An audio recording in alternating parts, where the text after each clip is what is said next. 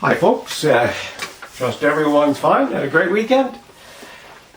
It is Monday, August the 10th. Short one today, and as always in the description I'll have some really good links. The first two are from Sarah Westall. She is interviewing Bill Biney and Harley Slinger. And these are really interesting. And then of course underneath there's two links how you can connect with Bill or Harley if you've got a mind to. And then we followed up with Farmer Jones. And he's got several links in his video. And he's the one that sort of kicked me into Sarah Westall as well. So it's all really, really good information. And if you have a mind to take a peek.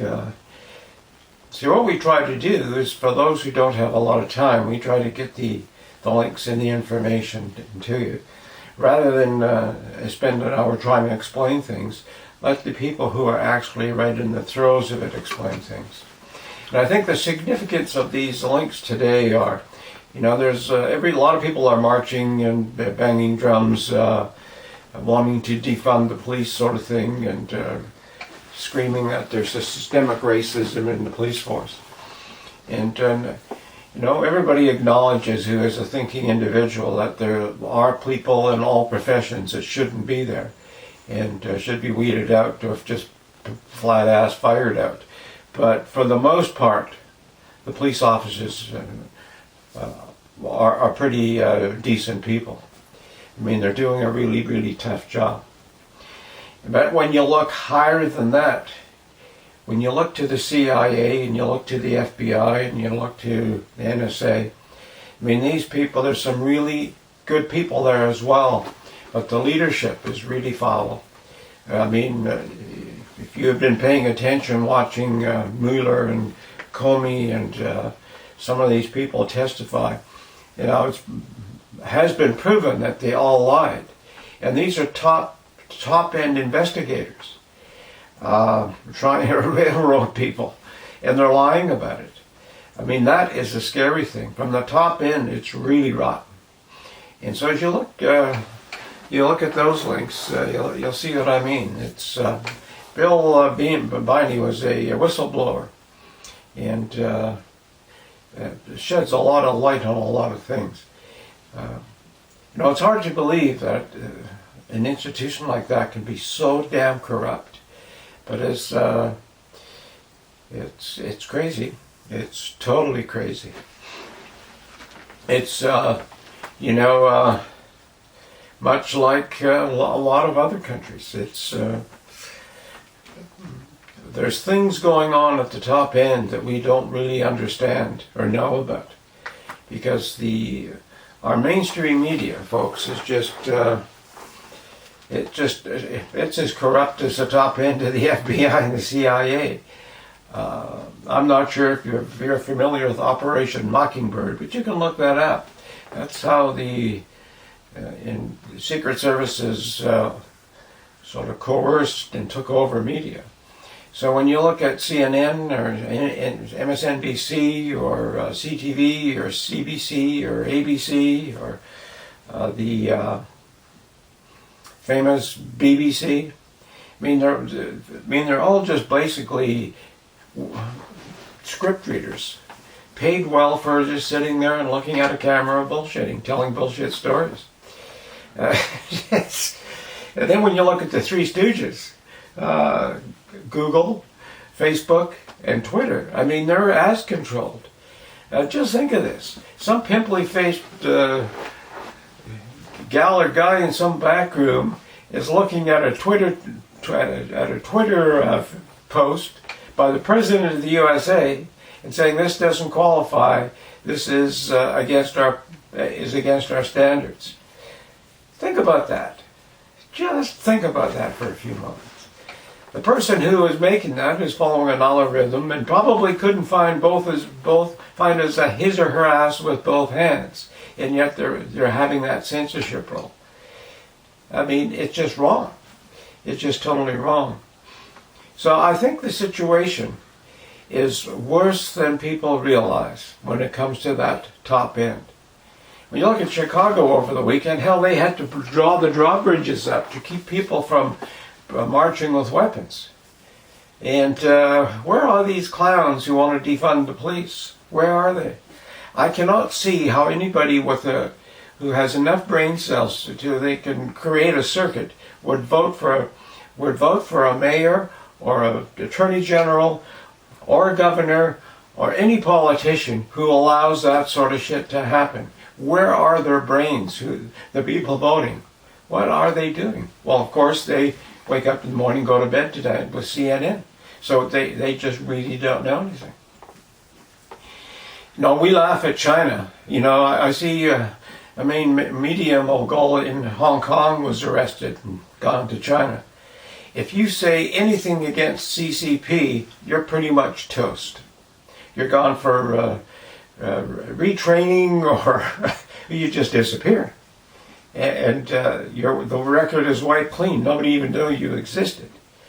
And we laugh at that. We say, well, that's not right. I mean, that's propaganda. Well, look at CNN. It's no different. Look at CBC. No different. And here's the crazy thing with CBC and BBC.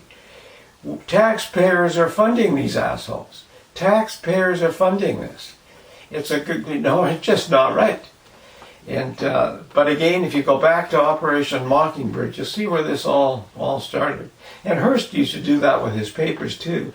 He would try to manipulate the voters and people through the newsprint. And we got another video on it. I think I have listed these before. Well, this one would be in Farmer Jones's. If you go to his links, it's the number 4 video from the trial run they did in 2019. I believe it was in October on this pandemic test.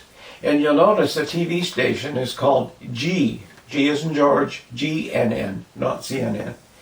But what they lay out is actually what's happening. And again, if you go back to one of my previous posts, I can't remember which one it is, but I had listed all of the links.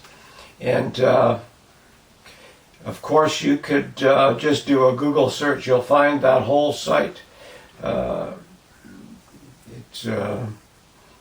It's there. They have a whole website. They're not trying to hide this stuff, folks.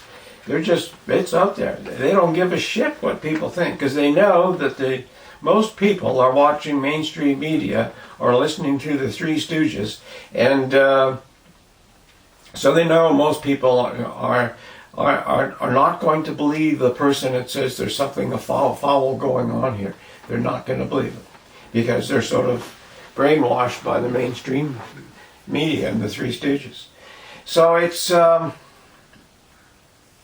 interesting. Even in England, like I say, they've been going after the messengers really hard, who are pointing out that Winston Churchill's grandson heads up a company that is facilitating the housing of all these illegal immigrants.